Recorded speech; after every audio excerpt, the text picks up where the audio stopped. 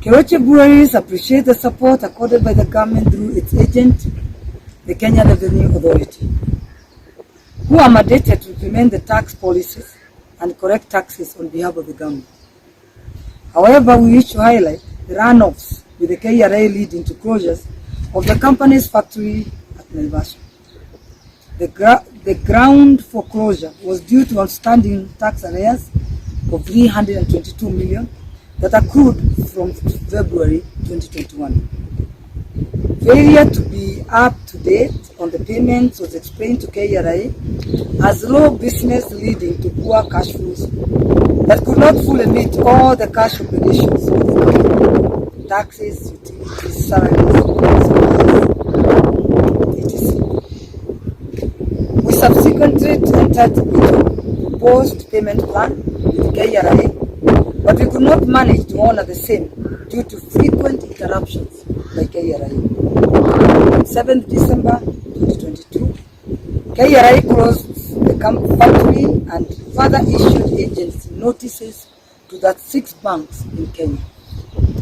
This completely collapsed all our business operations since we could not neither produce, sell, nor access any financing for many of the banks. On 22nd December 2021, KRA reopened, but unfortunately the earliest our products could reach the market was on 27th December 2021.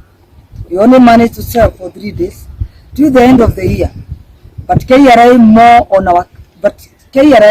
on our case, demanding for the arrears according to the payment plan.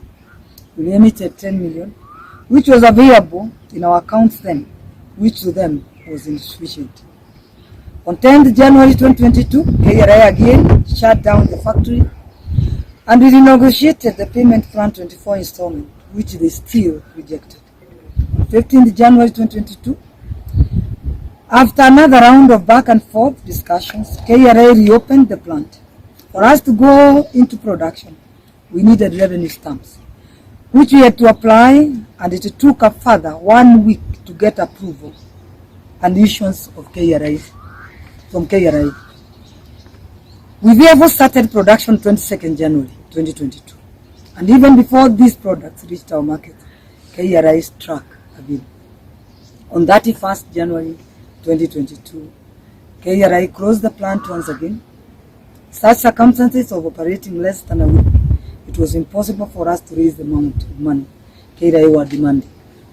We managed to make a further payment of 2.5 million within the short period we were in operation. At this point, they refused to accept further negotiations, and the Office of the Commissioner Domestic Taxes Department advised us that their hands are tied and we could seek support from the Office of the Commissioner General. From 1st February 2022 to date, we have remained closed, and yet we have 2 million liters of beer worth about 512 in our tanks, which have fixed costs to a tune of about 30 million required to maintain the same beer, to sustain the same month. This has drained all our resources, and unfortunately, if nothing is done in the next 7 days, we'll be forced to drain down all the beer and lay down the 250 direct employees and thousands within our nationwide distribution network. Loss of income to thousands of Kenyans who are indirectly involved in the distribution network. Erosion of the investors' confidence, both local and foreign. Killing of local industries, leaving the multinationals to monopolize our economy. Killing of the goose that lays the golden eggs. It is important to recognize the contribution the company has made to Kenya economy from the time of its inceptions. Creation of direct and indirect jobs. Breaking of the monopoly by the multinationals in the alcoholic beverages sector, and giving Kenyans consumers a choice that is more premium. Our humble appeal to His Excellency the President of the Republic of Kenya, our beloved motherland. In view of the above state of affairs, Keroche Breweries seeks your indulgence as follows.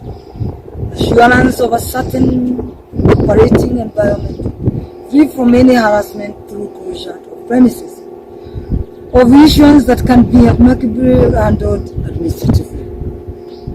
To kindly but urgently request the reopening of our plant to prevent the huge losses described above and enable us to resume production, sales and distribution. Most importantly, protect and safeguard the livelihoods of thousands of Kenyans employed by the company, both directly and indirectly.